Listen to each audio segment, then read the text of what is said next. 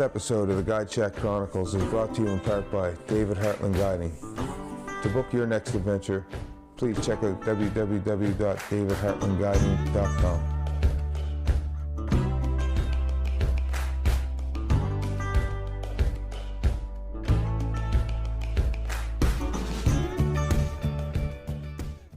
Hey folks, and welcome back to another episode of the Shack Chronicles. Sitting down with a good friend of mine today, John Stallone, all the way from Arizona. John, how's things today in Arizona? I'm sure it's definitely warmer there than what it is here. Oh yeah, it's nice, man. The weather's crazy good right now. I mean the low is like 48 this morning, and it's going to be about 70 today. So, oh my God. Yeah. Yeah, it's Actually, I don't know what that converts into in Celsius, but here it's minus 21 with the wind. Jesus, that's terrible. That's what I said this morning when I went outside. I turned around, went right back in. That's nuts. No, it's actually unseasonably warm. It's about 7 degrees warmer than it normally is as a whole, 7 to 10 degrees. Last year around this time we actually had some snow. And Arizona doesn't see up in the North Country, in the high country, yes, but like in the valley, and we don't see a whole lot of snow, but we got some snow. We were actually on a Javelina hunt, and we got snowed on, and we were only at like 3,000 feet of elevation. We weren't, like I said, up in the high country or anything.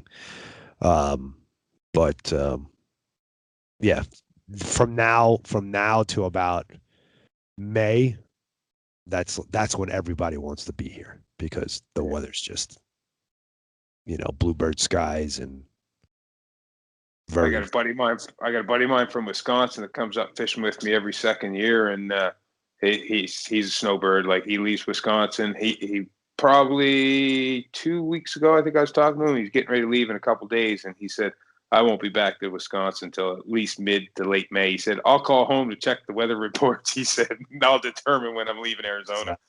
Exactly. Yeah, we have a bunch of snowbirds. It's actually getting less and less now. I feel like a lot more people that were snowbirds are just moving here and just staying here now. Are you from Arizona? No, I'm actually from Brooklyn. New York. Yeah. You don't have the accent. You left that in New York. Oh, it's there. It's just not. It's not so predominant that. It's crazy because when I'm around my cousins and I'm around other people that are from New York, it comes out real strong, like real strong. Oh yeah. I think I dial it back. I think I've gotten in the habit of dialing it back. It's kind of a strange stigma, like if you have a New York accent and you talk like a New Yorker, I think people think you're stupid. A little bit. Like they kind of look down their nose at you a little bit.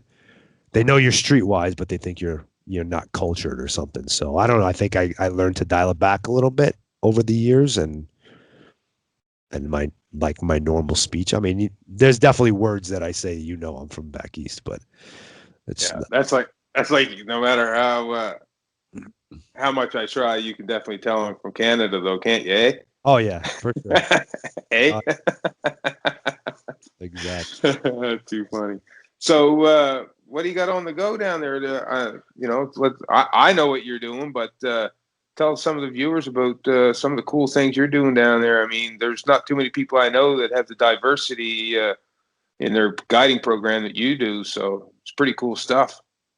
Thank you. So primarily I guide here in Arizona, and for Arizona, our mainstay is probably Coues Deer more than anything. But we do, which is a cool niche. Yeah, for sure. It's an awesome little animal. It's gained a lot of popularity in the last, I want to say 10 years or so, but it's still kind of an underrated deer, because a lot of people from like Midwest or, they're like, oh, I want to come shoot a small whitetail, but until they come and do it and experience it, it's almost like going on a sheep hunt. Like that's the experience that you're getting. And, when you see 110-inch rack on a 90-pound animal, it looks like you're looking at a 160-inch whitetail from the Midwest. That's the proportion. So Yeah, so we do a lot of Coues Deer hunts. Next to that would be probably mule deer hunting. And the only reason why mule deer hunting is not as prevalent is because the tags are harder to come by. Now, I do about equal mule deer to Coues Deer ratio during the archery season because it's over the counter. But rifle, no. It's much harder to get a mule deer tag rifle here than it is a Coues Deer tag.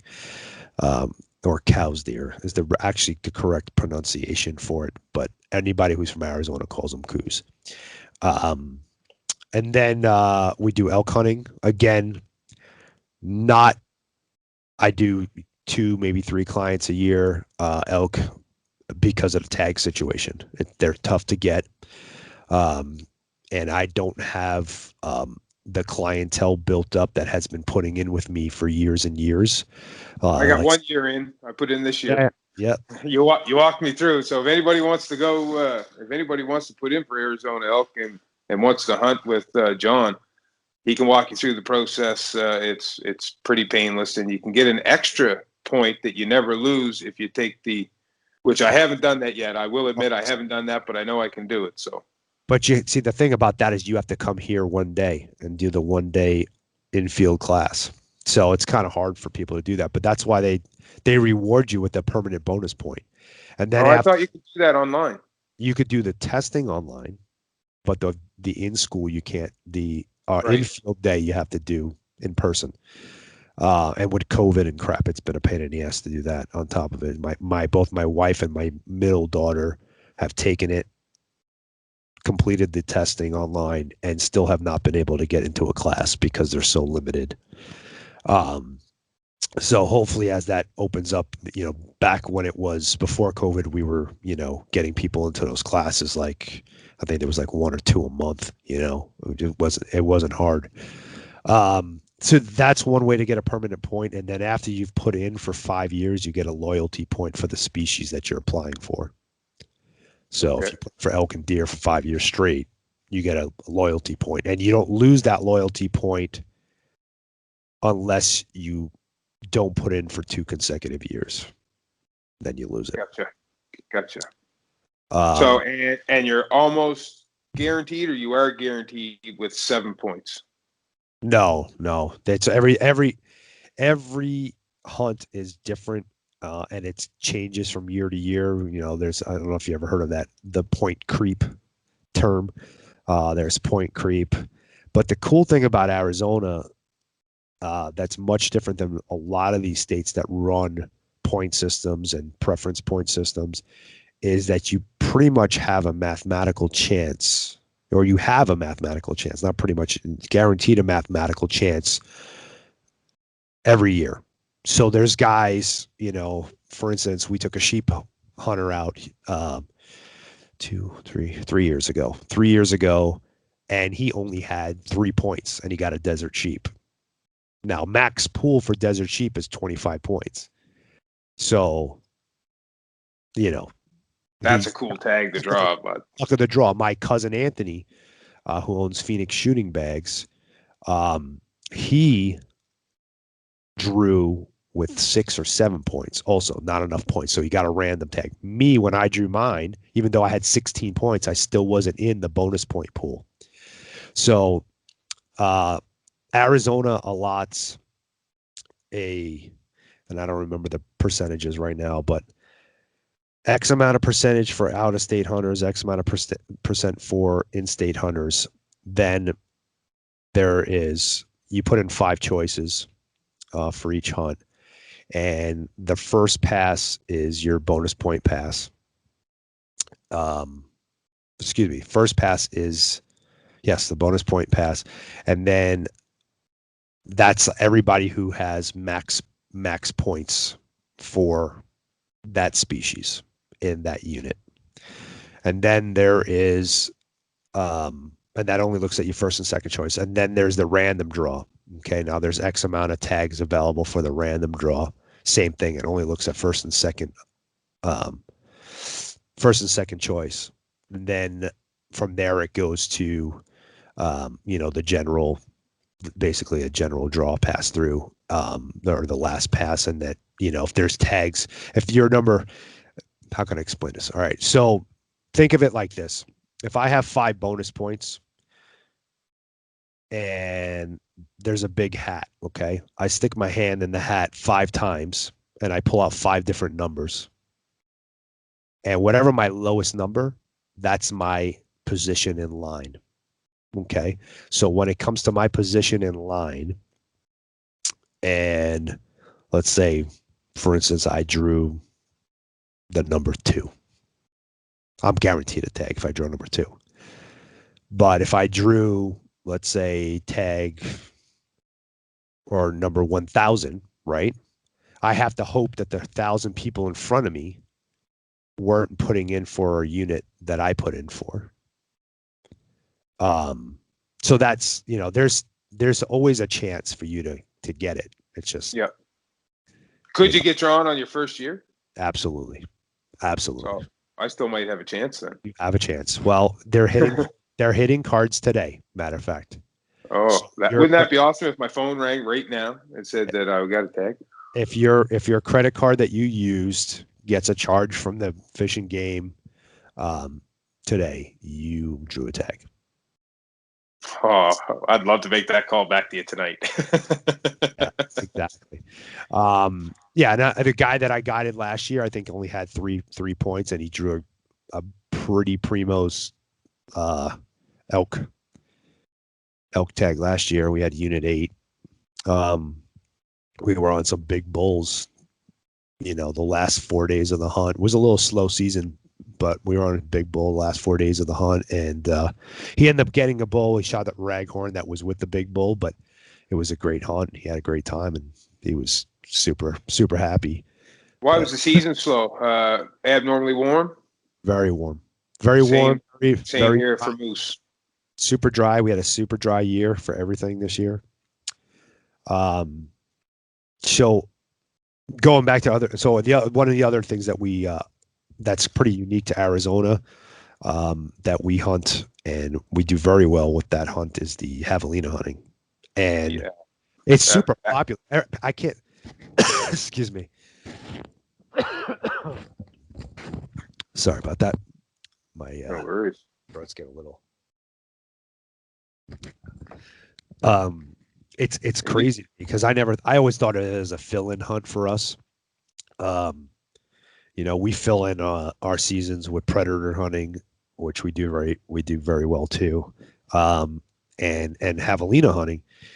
And javelina hunting is in the last 5 years for us has grown. Like we used to take 2-3 guys, whatever, a season just to kind of fill in the gaps. And now I'm doing 3-4 camps and taking 12 guys each time. It's just, I never thought, I never wanted to be, I didn't want to be for javelina hunting. But if people like it, you're having fun doing it. Because it's a very high success rate hunt. Gives you an opportunity to be scouting for other animals while you're out there also. Exactly. We have, in the last 5, I think now last 7 years, we have 100% shot opportunity and almost 100% success rate. I don't know, as far as statistics, I'll let you digest this and tell me what you think, but the only guys that didn't get one, I had 2 different guys now that came, and they only came for 1.5 days of the 3-day hunt. They both had shot opportunities and missed and didn't go home with one. They had to leave, or they wanted to leave, but they said they had to leave. I don't know what the case was, but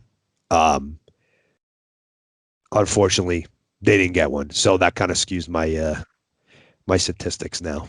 But I know up here with moose, in Newfoundland in particular, the success rate has always been based on opportunity. So if you have the opportunity to shoot a bull moose and you turn it down, right, that counts as success for the outfitter. That's been common practice up this way. So success is measured in different ways as well too, right? Yeah. You know, most of the people that I've guided that have turned down animals because they were looking for a trophy, and I don't blame them. I'd be the same way. Like, the old saying goes, don't pass down Monday morning what you'd shoot Friday afternoon. But any of the guys that I ever sent home that had opportunities to shoot moose that went home with Oda moose were always okay. Right.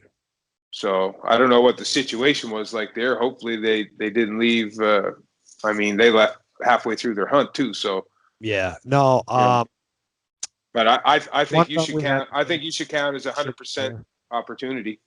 Yeah, that's my opinion. Yeah, well, 100% opportunity. Yeah, I could say that for 100% because they both shot and missed. So, one guy had to leave because he had an emergency, and the other one left because, well, we lost a day.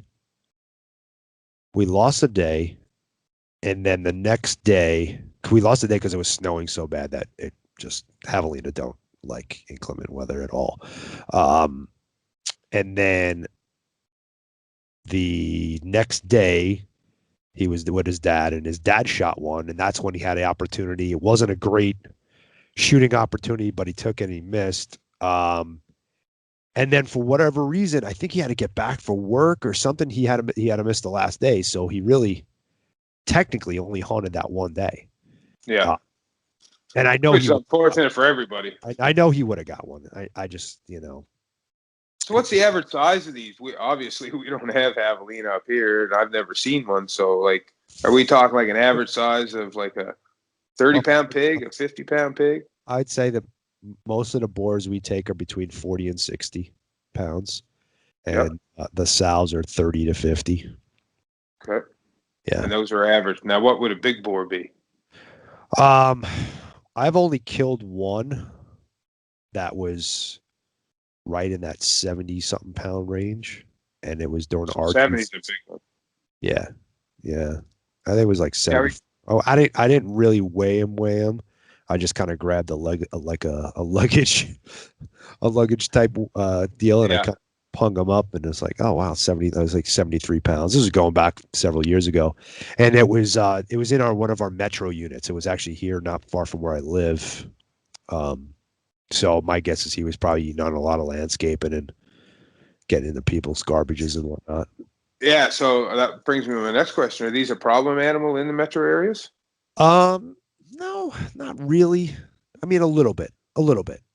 There's, they could be like my mother-in-law's having an issue right now where they're every night they're coming in and they're eating her plants in the front, and they're, they do a little bit of that, but they don't do a whole lot of damage. They'll knock over a couple of garbage cans and whatever, and, get into stuff if they need to.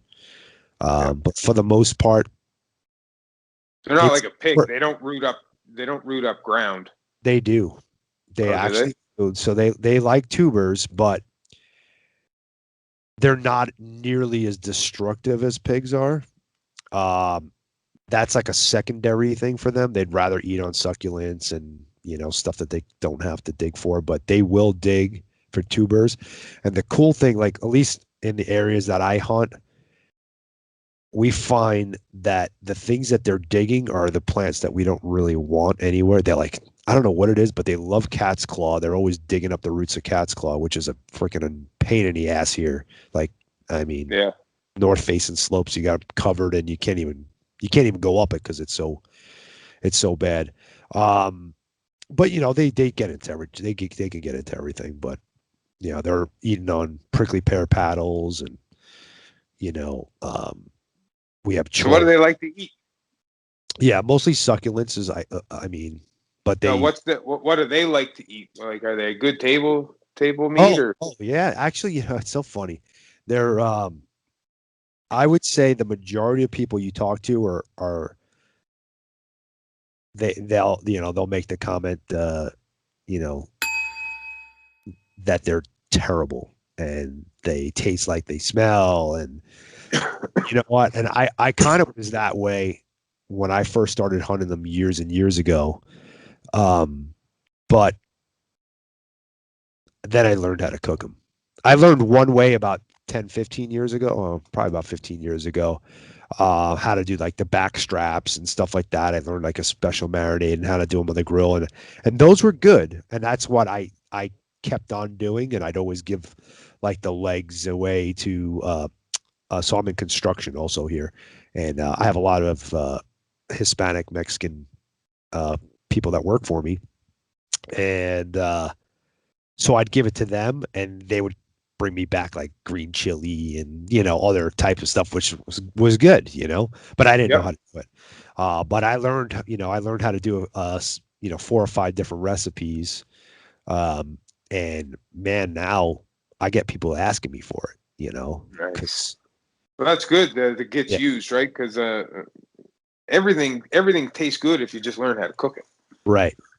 Well, I don't know about that. my ibex was terrible. Was absolutely terrible, and I tried a couple of different recipes that were like, "Oh yeah, this is the best way to do it." And I was absolutely terrible.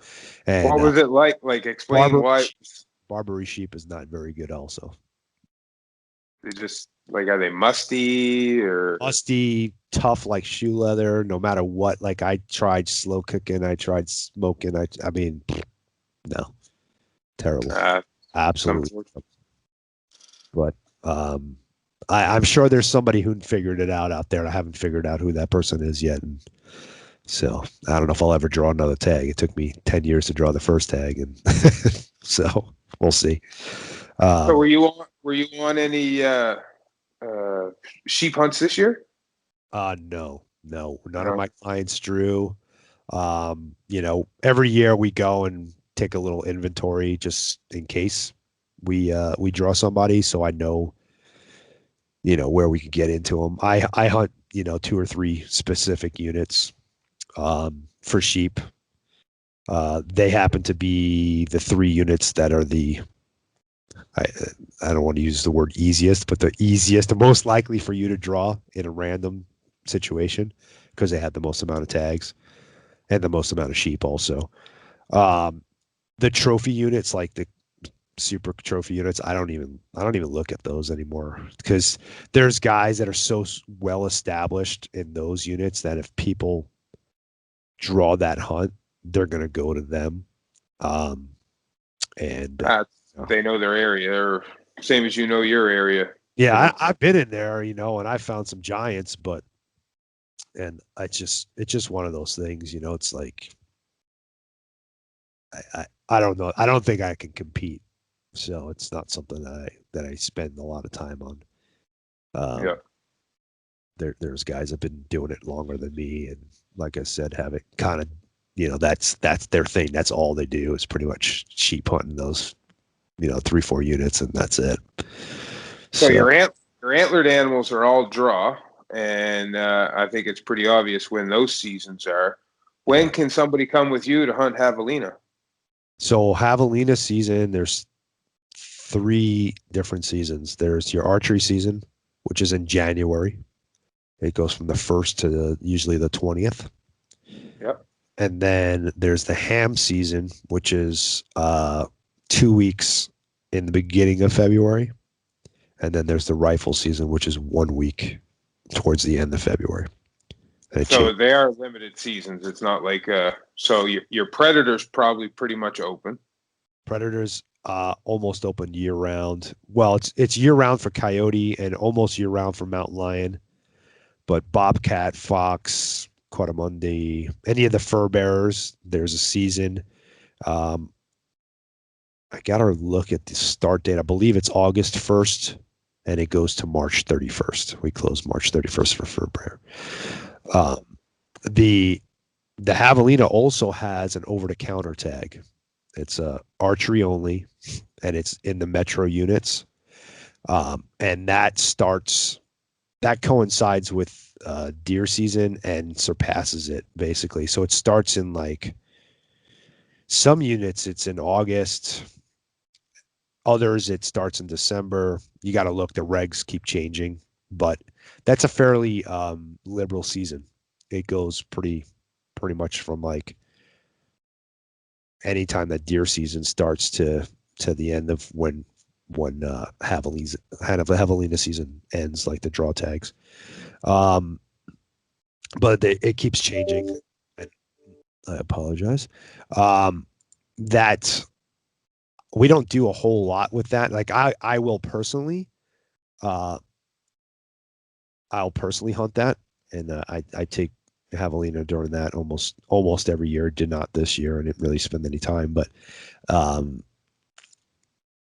I don't really guide that because it's unpredictable, and if somebody's coming out with me, I want them, I want to know that they're going to have opportunity. Very, very good chance of getting one, Yeah. I never promise anybody, but if there was one hunt that I was going to promise you're going to get one, it's Javelina season, during the draw. You guys got quite a few of them there, eh? There's a lot of them. They're not like, there's more deer than Javelina. They're not like around every bush, but excuse me, they travel in groups. If they didn't travel in groups, I don't think people would really be able to kill them because they're really hard to see. They're really hard to find. They're low to the ground. So if they're in the ground cover, you don't see them. I think that's the hardest thing people have with them is finding them. Is there a trophy on Javelina? Like, do people save the skulls or the teeth? Or Yep, the skull is measured just like a bear. Okay, so there is book. They are recorded record Absolutely. books. Yep, Pope and Young recognizes them, and then I don't think Boone and Crockett does, but no, Pope and Young does, and the Arizona bow hunters also recognize. How many other states have Javelina? Like, does New Mexico have them? And New Mexico, Texas, they're actually like a nuisance there. Their populations are exploded, I guess. But and I think their season is almost year round on them.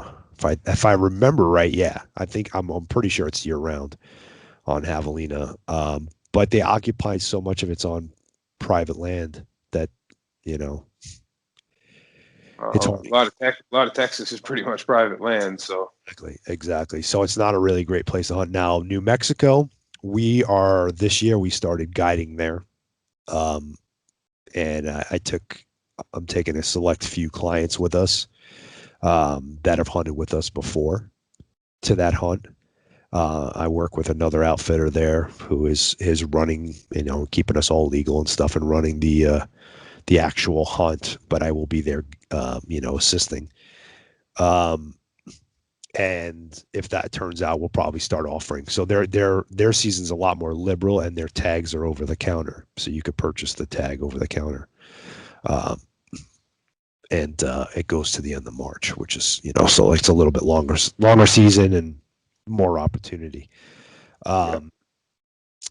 Our deer hunts, our archery deer hunts, which, like I said, is probably the most popular thing we do next to Javelina, or above Javelina, is that's over the counter as well. So we can, if you want to, this is all mule deer, no whitetails, right? Whitetail and mule deer both. Oh, okay. So your tag, if you buy an over-the-counter archery tag, it's good for either species, but only for bucks. It's not either sex. And one animal. And you're only allowed to take one in a calendar year. Yeah. Those seasons, we got a pretty long season too for archery deer. It's actually it's broken up into 3 different seasons, or 3 different times, because it's still called archery season, but we have. The first season is January 1st to January 31st in a calendar year, which is the rut. Okay. That is the most, I guess, popular time to go hunting for them.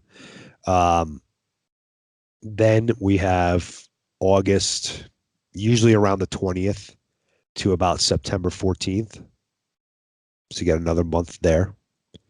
And then it opens again.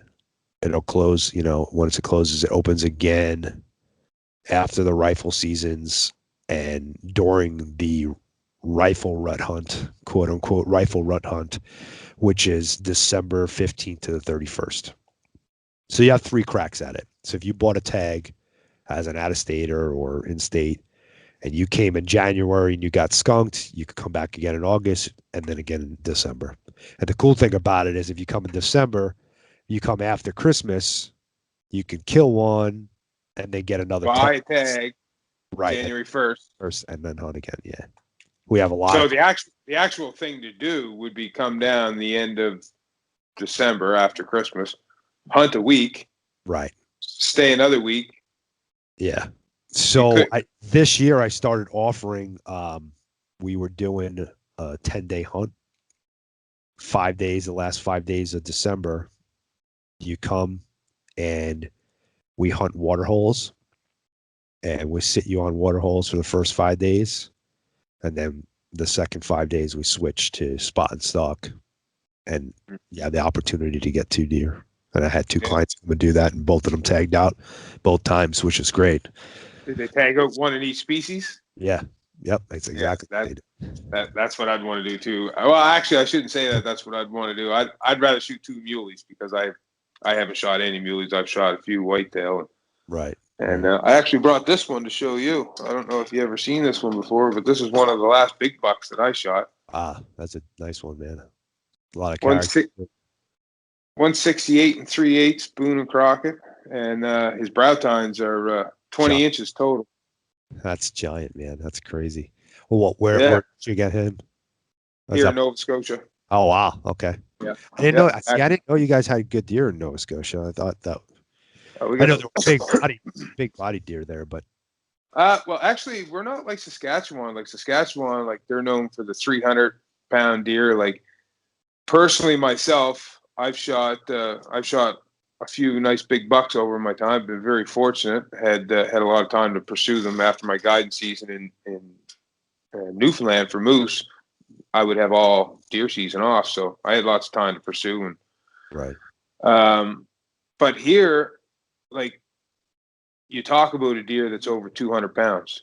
Like if you shoot a deer that's 200 pounds or 205 or 220, you talk about it. We do have deer that are 250, 260 at the beginning of the season, but by the time the rut comes, they're never that big. Like that deer I just showed you, I chased him for 3 years before I got him. Uh-huh. He was 7.5 years old when I did kill him, and he was rutted out. Like I've never seen a deer with so little fat on it before, and he was 172 pounds. Oh wow, okay. So, but yeah, he would have been over 200, at the beginning of the season, but. Right. Yeah, like we get big antlers here. Our population of deer is pretty good, and we have a lot of public land, so that it offers a lot of opportunity. But we don't have big herds like rattling deer and calling deer here isn't the main way people pursue. No. Yeah, we're allowed to bait here, so you can drive in with a half-ton truck, shovel off, 700 pounds of apples at your bait site. Sweet. Yeah, sweet. It's like Ted Nugent. Ted Nugent one time he said he got in trouble for baiting there many, many, many years ago. I remember one of his conversations on his show or one of his movies I was watching. They asked the Nuge if I bait, and I said, well, I sit in oak trees and I hunt over oaks, so I guess I bait. He said, and I sit on the edge of cornfields and watch cornfields. So I guess you might consider that bait. He said, and I sit in apple trees. He said, and I hunt over apples. He said, and sometimes when the apples stop falling from that tree, I'll help them fall again. So I always laughed at that, right? I always like talking whenever I think of Ted Nugent, I always think of that story. So that's funny. Yeah. So what do you got on the go in the next little bit? It sounds like your seasons are starting to wind out on you. Yeah, I have that Javelina hunt coming up. And right now, we're just getting through tag season. Like I just told you earlier, they're conducting the draw right now for elk. So we'll see if we drew anybody and start working on getting that together. But I'm constantly, I also guide in South Dakota. I didn't mention that earlier, but guide in South Dakota, and I have a business partner of mine that I do bookings for him. I don't guide for him there, but in California, we do hog hunting year round, turkey hunts and blacktail hunts. Yeah, She got lots on the go to offer. Yeah. Anybody wants to look and get into anything, you can pretty much send them to do anything year round. Yeah, South Dakota is probably my most coveted. I'm booked out now 2 years. And that's for whitetails? No, well, I do offer whitetail hunting, and we do occasionally take whitetail, but most of the people come from mule deer. Yeah. You want to talk about big body? Those bucks are 330 pounds. Is that on a draw system? It for archery, it is not. It is a first come, first serve tag. So you go purchase. Can you buy online? No. Yes. I'm sorry. Yes, you can buy online. You can buy online. Yes. So you don't have to be there in person. No. You could buy it online, and once they've sold out whatever they want to sell for that year, then you're done. But I don't think I've ever seen them sell out, to be honest with you. So they give away crap ton of tags. The rifle hunt is a draw. Usually takes about 4 or 5 points about 5 points where we hunt. I actually don't take rifle hunters on the properties that we lease, because I'm just trying to keep the experience as pristine as possible. Right now, everybody I've ever taken there has been like, this is like, it's like the Mecca. It's so awesome. I look forward to it every year. Like I go hunt for myself, and then I guide people. I got into it because I like to hunt it so much, and I didn't want to lose the leases. So, I had to make it attractive to the landowners and make some, throw some more money his way. Really, that's honestly, otherwise I would not have done it. I mean, and it's not so much the trophy quality, because the trophy quality is better here in Arizona. It's just a cool hunt.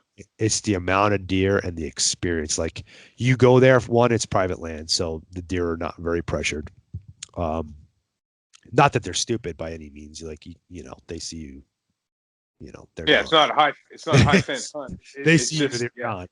But it's just easier to put a strategy on them. Everything works there. You can use Midwest whitetail tactics like rattling, grunting. You can call them. You can decoy them, spot and stalk. You can sit in a tree stand if you want to. You could sit on a cornfield if you want. Like you can do all that. Everything works, and we've done it all. Nice. I've taken it every way, with decoy, with calling, with rattling. Yeah, everything. So everything works. You gotta pick the right situations and know what the hell you're doing. I'm not saying you can just go out there willy nilly and smack horns together and you're gonna get a buck come in, but you have it's just one of those magical places that. So you're rattling in mule deer. Yeah. Oh yeah. That's cool. That's something I haven't seen too much of.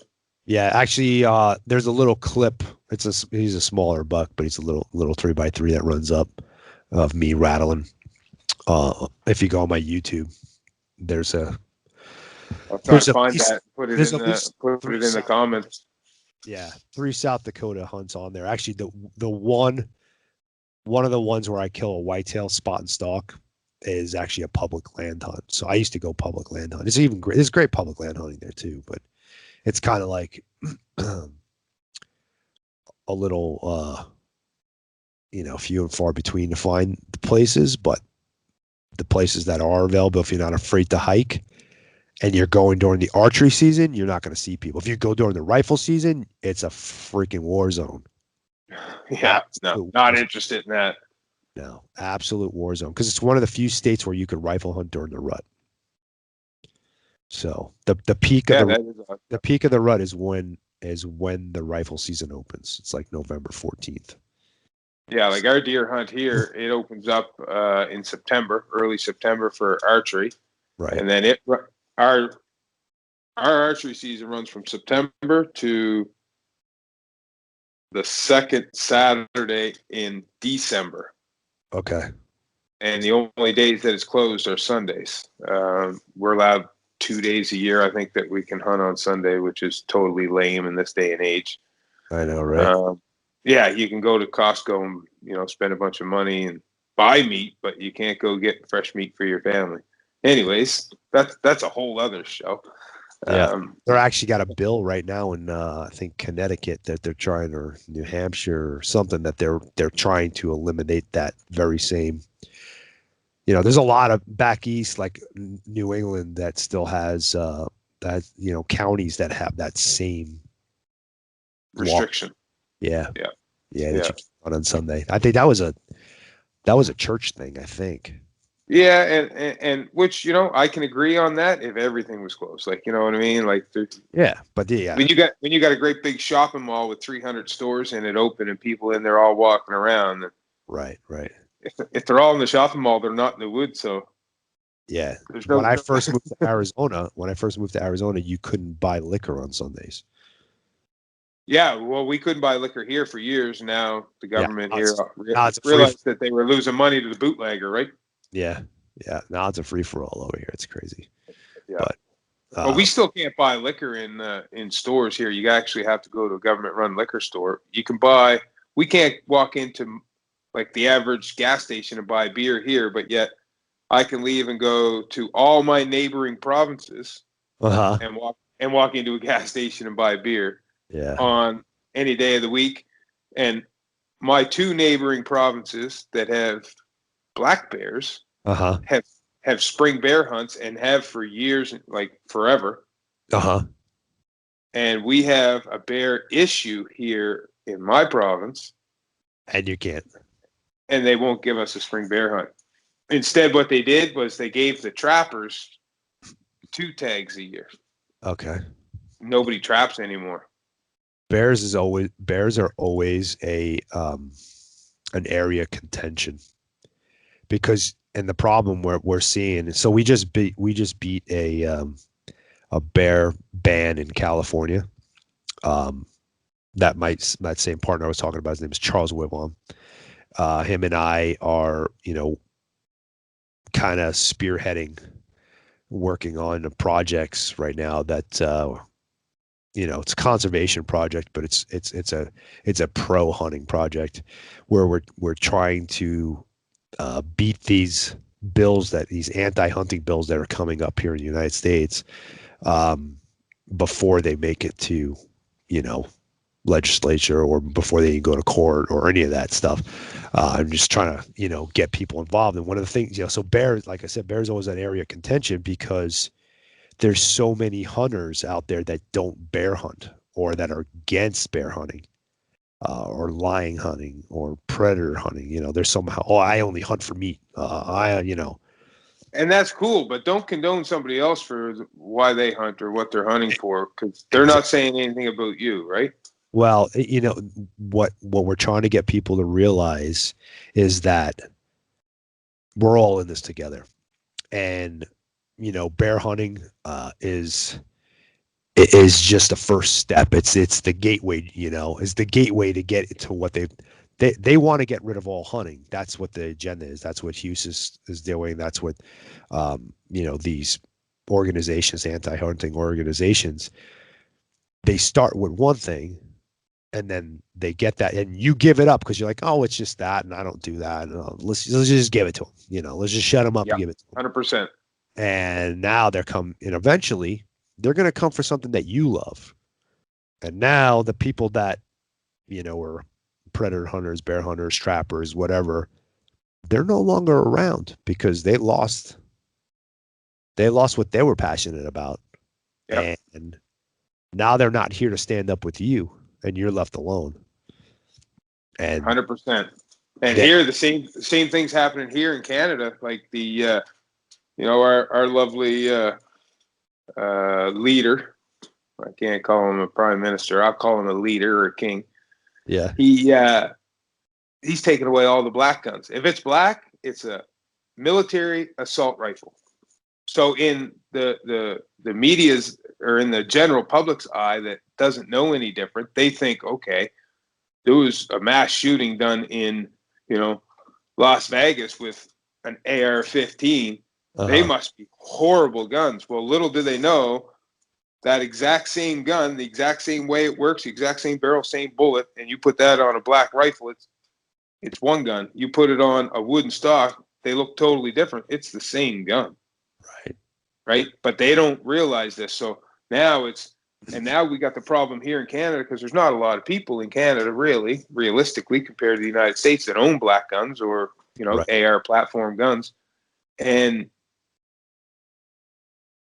there, so many of the general hunters like you or I are sitting back and going, well, why should I care? I don't shoot that. And really, why does anybody need that? They don't hunt with it. Well, no, they don't hunt with it, but they're a competition shooter, or they just love, they love, maybe they're ex-military, and they just like and by no means is an AR military rifle. If we went to any of the wars that we went into in the last 40 or 50 years with a regular AR-15, we would have lost every war. They're not a military firearm. If you look up military grade or assault rifle, the only definition that's actually physically out there is from the FBI, which is on your side of the border, has nothing to do with Canada.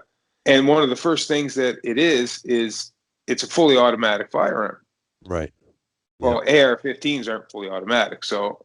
But the general public doesn't know these things, and if you try to educate them, well, first of all, we're all squashed now in the social media side of things anyway. Our voices don't really get heard much anymore, but we're the silent majority anyways, and there's not much we can do about it. And it's the same thing going on with your bear hunts there. Like, people just, well, that has nothing to do with me. But listen, guys, if we don't all fight together and I lose what I'm doing and I take up rock collecting or stamp collecting or something like that, when the time comes that they come after you, like you said, I'm not going to be there to support you because it's not going to be anything that I do anymore. So we all got to stick together as hunters, whether it's your thing or not. Like, like hunters and fishermen, honestly. Hunters and fishermen. Yeah. It's all rolled into the same thing.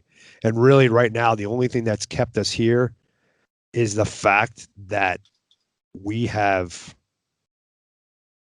such an economic impact, and the powers that be are greedy as fuck, excuse my French, but we have such an economic impact and we generate so much money and our system here, and you guys don't have this, but with our taxing on sporting goods and stuff like that, all that money goes to conservation. If that money goes away, then they don't have that, and then they don't care, So what they've been doing sneakily, if they keep coming up with these bills and they keep coming up with these, ways to take money, or to come up with money, not to take money, but to come up with money to fund conservation that circumvents the sportsman.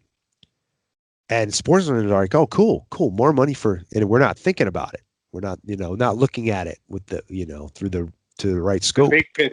The big picture, exactly, is they're doing that so that they can have the argument, we don't need hunters for conservation. Look how much money we can generate this way. We don't need that money. Yeah. And then the sportsman becomes less relevant. You become an asset. You become a liability instead of an asset. Exactly. And then, it only goes back to, there's other than money. I mean, the hunters, anglers, they're used as management tools, but the other side has an argument for everything. Yeah.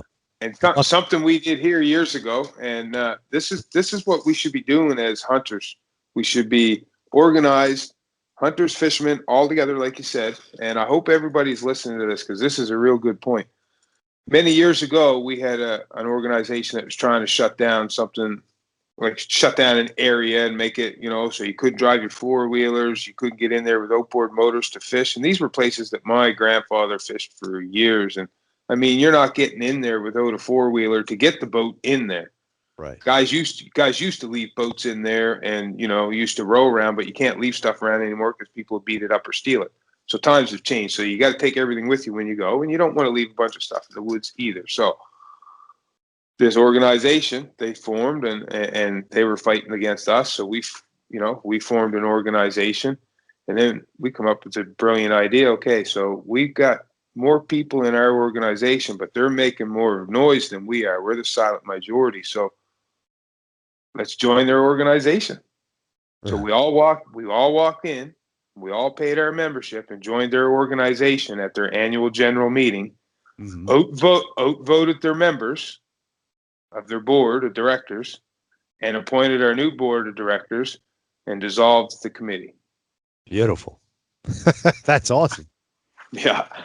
Right. So imagine if we all, as hunters, all walked into the annual general meeting of, San Francisco's chapter of PETA. Yeah. And voted them out. Yeah. That'd be huge. Genius, wouldn't it? Yeah. And we have the power to do it. There's definitely more of us than there is them if we all got together as hunters and fishermen, joined together and went and did it. We proved that with that bear ban. Like we got that thing shut down in 5 days. It's scary how much money, how much resources, power that we have, but we've never had a singletary organizational group that keeps that takes in everybody and says, takes in everybody and keeps the direction going, right? Exactly. And that's always been our problem. We've never had, it's always been an organization problem. Anti-hunters have no problem, the Save the Whale guys have no problem locking arms with the Save the Polar Bear guys on issues if it's working towards their agenda, right? Where, we had the Rocky Mountain Elk Foundation, we had the sheep, and they work a little bit on habitat stuff and conservation stuff, which is great because we need that. But when it comes to fighting and getting things done, lobbying government, they don't really do a great job of it. And they're not, and going back to what we were saying, like there's so many hunters that are like, oh, well, I don't lion hunt. I don't bear hunt. I don't bow hunt. I don't use an AR-15, whatever. And so they don't care. Right. But that's the main mission of what we're trying to do is we're trying to get people to understand that you gotta care. Because whether you do it or not, whether it's your cup of tea, whether you even like it or approve of it, unless it's something that puts hunting in a bad light, like, I don't know, running hogs over with your ATV or something ridiculous and stupid, something that unethical, a real sportsman would never do. You need to support it. If it's legal, if it's in a good light, you should do it. You should support it. And I've been saying this for years. For years and years, man. I've been pushing it and, it constantly falls on deaf ears, but I think people starting to wake up now, especially in the light of what happened here in the United States with this last election that, I mean, come on. I don't want to get into politics, but yeah, I think we're both on the same wavelength. So, and I think that was a big eye opener. It's an eye opener for sportsmen, all over the place that, hey, you're not safe. No matter how strong, how much money, how much, laws. As much of a right as we think it is to be hunters, it's not a right. It's now a privilege. Well, that's funny. There's several states in the United States where it is a right, and I think a lot of people are trying to get that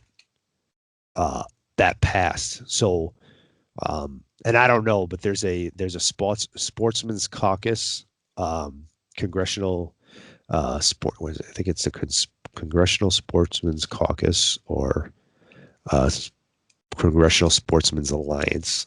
And if you go on the website, I'll have to look that up for you, but you go on the website and you look it up, it tells you, it'll tell you all the information. It'll show you which states have, the right and which don't, which is just a privilege or whatever. Like I know California, it's a right to fish, but it's not a right to hunt. They try, I think they're trying to push to get that to be a right to hunt. It's basically written into their state's constitution, which is I mean, huge for everybody if they can get, we get that passed on, all especially as precedents too, right? Yep, exactly. And I would imagine that would be something you guys could do with each province too. Yeah. That would be huge. I mean, we're essentially United States and Canada, the two biggest hunting countries in the world, and I think after that is Spain or the Spaniards are pretty big. Australia. But yeah, I didn't even think they were allowed to own guns in Australia anymore. Yeah, I think it's mostly bow hunting. Yeah, big bow hunting. A lot of archery stuff coming out of Australia these days. Yeah. So go down and get a kangaroo there. Yeah. No, they got 4 or 5 different deer species. A lot. I actually did a podcast not too long ago with one of my buddies who owns Ozcut. It's a broadhead company out of Australia, and he was telling me all the different opportunities. I'm going to go there eventually as soon as all this COVID shit goes away. When it magically disappears. You had I know both got to get going here, but you had quite the ordeal when COVID started. I thought I was bad. Like I was in Cuba. It was right now, like this time last year, I was down there for a month, and like I wasn't sure I was going to get home. Like everything was shut down at home, and I'm like, okay, well, I still got like 5 days before I can even get out of here. Is my plane going to be allowed in Canada? Yeah, I got home no problem, bud. How about you? I got stuck there for an additional 21 days. And you were where? In Argentina. Argentina. Yeah. Yeah, it was crazy. Like you went to the airport. I remember following the whole story. Relaying it to my wife, and I'm like, geez, I thought I had it bad. Like this guy's actually not getting home. And you guys had to charter a plane. You met up with a bunch of other people that were stuck in the same situation. You chartered a plane and it cost you like, I don't know, what was it, like 140 grand for everybody to get home or something? We didn't end up having to charter. So we were trying to charter a plane that was going to cost like somewhere around between $150,000 and $200,000. I chartered a small plane to get us from the regional airport that we were to Buenos Aires. That was 10 grand. It was a dual prop plane. The 8 of us got on there, or 7 of us rather, got on there and got to Buenos Aires. But what happened was I had found out through a mutual friend who contacted me. He said, "Hey, listen, this company, Eastern Airlines, is chartering planes out of other South American countries to Miami." And I got a hold of my contact that I've been talking to at the embassy in Buenos Aires. And I said, "Hey, listen, you need to get a hold of Eastern Airlines." Because at the time there was like 400 of us Americans or 300 of us Americans that were trying to get out for something like that. I think it was 400 trying to get out. He got a hold of them and was able to charter them. So it ended up costing us, when all 300-400 of us whatever got on the plane, was like $2,000 a person. So to leave. So, but the lodge let you stay there for the extra 21 days, did they not? Yeah, if we continued to hunt. So we had to continue to hunt. And he made us a great deal. The guy's just, he was a class act. I mean, let me give you an idea. Like a stag that would cost like 15 grand was charging you $2,000. So he's like, as long as you guys keep on hunting, because he goes, my season's done. I had 80 other people coming after you. I'm not going to make any money. So, the staff's already here. They can't leave. They weren't allowed to leave. We were all quarantined. The whole staff, all the guys were quarantined there for 2 weeks. So he's like, just keep on hunting. And so, we made deals. Each of us made deals with him. We're like, all right, I'm going to do this. I'm going to do that. And that's what kept us. Otherwise it would have costed like $500 a day just to stay. You might as well hunt. Yeah, that's the way it was. Yeah. So, and I'm faced with this thing like, oh shit, I'm going to have to spend, we're going to have to come up with $200,000 to get a private jet and this and that. And then, that came about like literally the last second. It was like the last 2 days before we left. That's when we found out we were going on that. And that was a whole ordeal to begin with, a whole another ordeal with that. We lost our seats. We had to wait for 6 hours in the airport. It was a shit show. I didn't sit with my wife. I was like, they were taking all these precautions of keeping us, 6 feet apart in a line, and literally wrapped around the whole airport for one flight. And then they jammed us all in one room. Like, what was the point? Like, it was like we were literally shoulder to shoulder, like freaking sardines packed in this one room before we got on the plane. I was like, I went through all this ordeal and went through all this stress. I'm like, I'm going to get COVID now, and this is before anybody knew, what it was. That COVID is pretty much it's not a death sentence like they made it out to get go. Anyway, and I'm not going to minimize it because there's many people that lost their lives and whatever, but it definitely is not what it was painted to be. So we got, here in my province here now, and like I said, we don't want to get onto the subject, but like we just had like 11 new cases in 1 million people.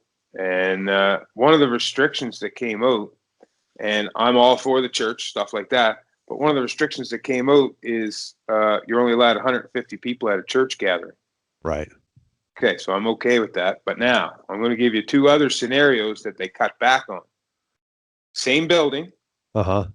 Same congregation. Same guy at the front with the white collar. If it's a funeral, only 10 people. If it's a wedding, only 10 people. Right. Same building, same congregation. Yeah. Same guy at the front of the church. Same bullshit here. Like, it just don't make sense, right? Yeah. Anyways, I'm not going to keep you, brother. I know you got a lot of other things on the go today because we were talking about that before we got on the show. But I appreciate you coming on, man. Where can people find out, track you down? Well, me personally, if you want to follow me, Instagram, John Stallone, or Facebook, John Stallone, find out about the guide services or my podcast or anything, or my blog, just go to daysinthewild.com. That pretty much will get you to anything that's associated with me. Yep. Perfect.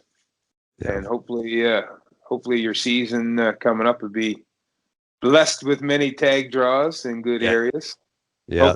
Hopefully one of them's mine. Yep. I can't remember. I have no idea what area I put in. It was whatever you told me that night we were talking. I actually went back and looked. It was December 12th we were talking. And I wrote down the areas that you told me to put in for, and I did everything that you told me to do. So nice. Well, yeah. Hopefully I'll be calling you back tonight, brother. Yeah, it'd be nice, right? Yeah. One of these days, I'm going to draw a freaking moose tag. We'll see. But you don't have to draw moose tags up here. They're not over the counter, but you have to buy them through an outfitter. But we could definitely arrange something there for sure with that. No, I know, but I definitely need it. But where were we putting in together? Weren't we putting it in? Oh, New Brunswick. Yes, New Brunswick. Yeah. You do have to draw there. I just had my mind frame Newfoundland because that's where I've done most of my guiding. But right. Yeah. We'll get something figured out. We'll hook up sooner or later. I'm trying to convince the wife if you can figure out a way. Now I've been married for 20 years, so I mean I'm kind of committed there. Is there any way I could get to Arizona and live? Because like after the other day, I'm sitting there thinking, okay, it's minus 20 here. He hunts elk. He hunts mule deer. He hunts Coues deer. He's got javelina. He's got whitetail, and he's got sun and only snow if he wants snow. Right. I said to her, we got to figure something. We're doing something wrong here. The problem with that is making a living as an outfitter in Arizona is very tough if that's all you're going to do. Yeah. Because of the tag situation. We don't have what like New Mexico has, and actually a lot of the other states have, a program where if you apply with the outfitter, there's a higher chance of, it's a separate pool. There's a higher chance that you're going to draw a tag. So they make it easier for outfitters to get business. Yeah, to draw clients. Where over here you don't have that. you can get really big and you can do some of these hunts that you get, you know, like the over-the-counter deer and stuff like that. But then you're really only working for those 2 months, you know? So yeah, you can run a crap ton of clients and run a crap ton of. Well, I mean, you got a big business going, like you got a big guiding business going, and you still got a construction business. Yeah. So.